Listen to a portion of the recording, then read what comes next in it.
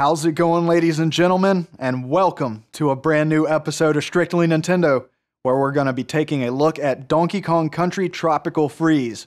Now, if you're a Nintendo enthusiast, you're going to be quite familiar with the Donkey Kong Country series. Possibly even all the way back to, say, the original one? Of course, back in the day, we got our DKC games developed by Rare, and Rare's since moved on.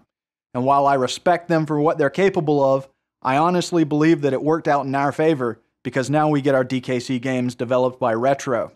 There are very few developers that can actually give Nintendo a run for their money, and Retro's one of them.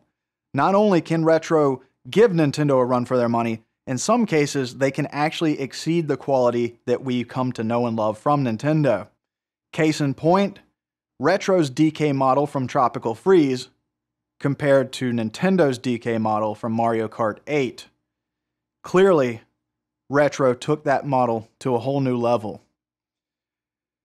And to be fair, obviously the additional detail with the dynamic fur and tie and so forth that Retro really put into their model, that wouldn't have given a significant enhancement to the gameplay or experience of Mario Kart 8. However, Retro deserves credit where credit's due. They are a group of highly talented individuals, and I thank them for all the great games and experiences that they've brought us Nintendo fans. I cannot wait to play the next game that they work on. Definitely looking forward to that. But with that said, let's look into the game that's at hand here and see exactly what Donkey Kong Country Tropical Freeze has to offer. So the Kongs are in their hut celebrating Donkey Kong's birthday when the wind picks up and a lone snowflake puts out DK's birthday candle. In surprise and confusion, the Kongs rush outside to see what's going on, only to discover a giant storm headed their way, being led in by a Viking ship. On that ship is a strange group of creatures called the Snowmads, and their evil walrus leader uses a large Arctic wind-blowing horn to transform DK's tropical paradise into an ice-covered utopia, blowing the Kongs off into the horizon onto a distant island in the process, and the Snowmads claim DK's island as their own. Now the Kongs have to fight their way through multiple levels of challenging environments, fighting off the Snowmads and even some epic boss battles across 5 total islands to make it back to their island in order to climb the volcano, face off with the Snowmads leader, and reclaim their home. Joining DK in his fight is Diddy Kong, whose jetpack backpack gives you a couple seconds of hover time when you jump so that you can clear large gaps in the levels. There's also Cranky Kong, who uses his cane as a pogo stick so that you can bop enemies who are wearing defensive headgear that would normally hurt you if you tried to jump on them, as well as areas of the level such as spiky and thorny areas that would normally hurt you if you tried to jump on that. And last but certainly not least is my personal favorite assistant Kong, and that's Dixie Kong.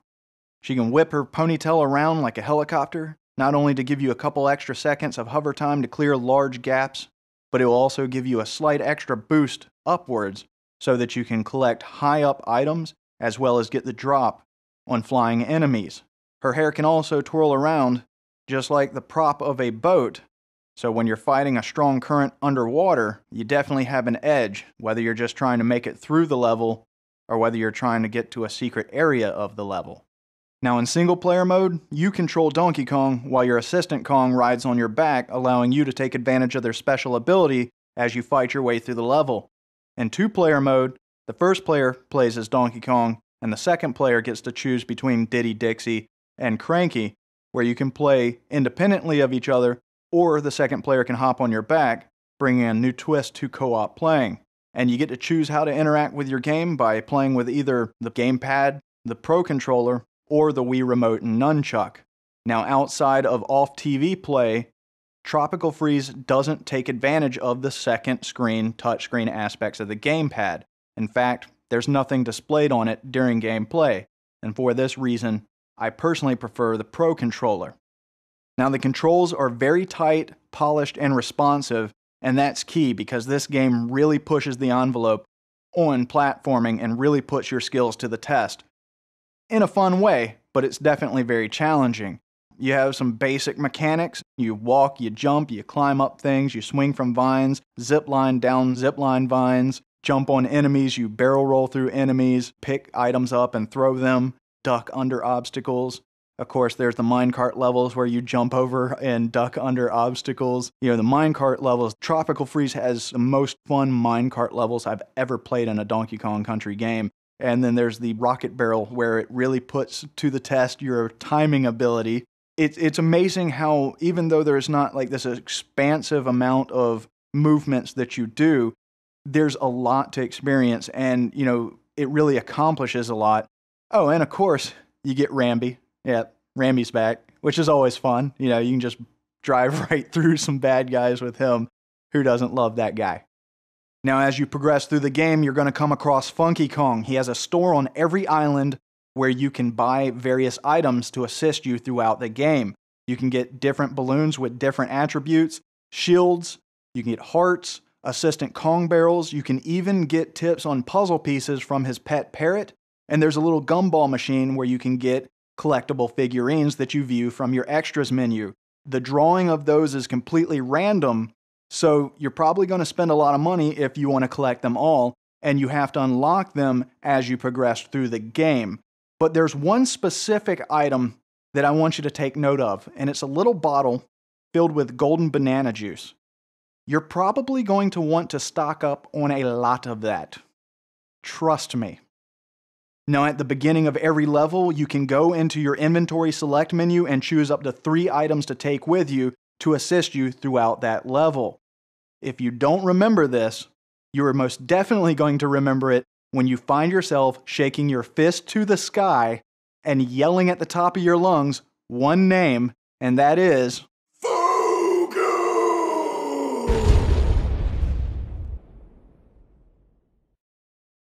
Now, one of my favorite things about the game is that there's no time limits on the levels, and that's awesome because the levels are beautiful and each island has its own environmental theme. So you're really going to want to spend the time, exploring, not just to look at the beautiful graphics, but to find hidden areas of the level so that you can collect coins and bananas and puzzle pieces. And of course, you can just play through the game if you want to, and then go back at any time and replay levels. Or if you want to try and collect all these things while you're playing through the game, you definitely have that option. And with no time limit on the levels, it gives you that ability. Now, there are some levels that have a lot of action going on in them, and you're going to have to keep moving because the environment is deteriorating. And, well, you're going to have to be on your A game with those. So there's a lot of fun challenges, but there's a lot to explore. You're going to want to get the Kong letters to unlock extras. You're going to want to get the puzzle pieces to unlock extras. There's characters to collect. There's images and dioramas to collect, as well as music. You can actually go into the extras and listen to some of the music, which brings me to the whole graphical and overall production of the game.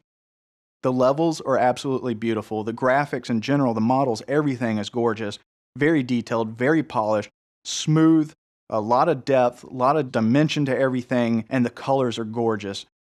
Not only do you have these beautiful environments and different environments on each island to enjoy, but you have the music composition of Mr. David Wise, who is absolutely brilliant. As a musician and an audio engineer and a gamer, I don't feel that I could personally call myself any of those without a heavy respect for him. There was definitely one level where I kept failing. I couldn't get past one point because I was just so enthralled by how great the music was.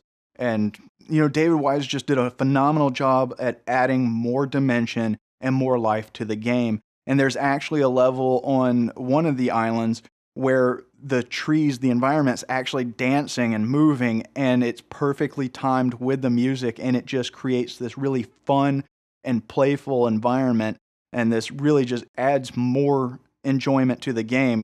And I know that, people will say, well, it's a 2D platformer. I'd challenge that a little bit. Yes, it's side-scrolling for the most part, And sure, there's plenty of platformers out there that use 3D models, but it's not just about the 3D models. It's about the fact that there's a lot of depth to the levels. There's things going on in the background and enemies doing things in the background that affect what's going on in the foreground. And there's things going on in the foreground and things that you interact with in the foreground that affect what's going on in the background. There's also the barrel cannons, which will shoot you to the background where you'll continue the level there, or shoot you kind of wrapped in between and so forth. On the mine cart, there's the 3/4 view and rear view, and these camera angles change, so because of the depth to the levels, and there are times where you have different camera angles, I'm going to say it's not straight 2D, it's not a straight 2D environment, even though you can't just hang a left and, go off into the background. It's linear and you're traveling.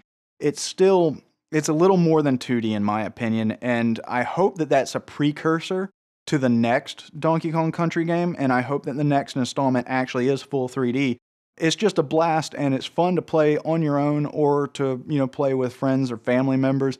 I've played through the game twice and I still keep going back and playing it again and again. And for me, it is most definitely a highly recommended game. So if it's not in your Wii U library, I highly recommend that you check it out.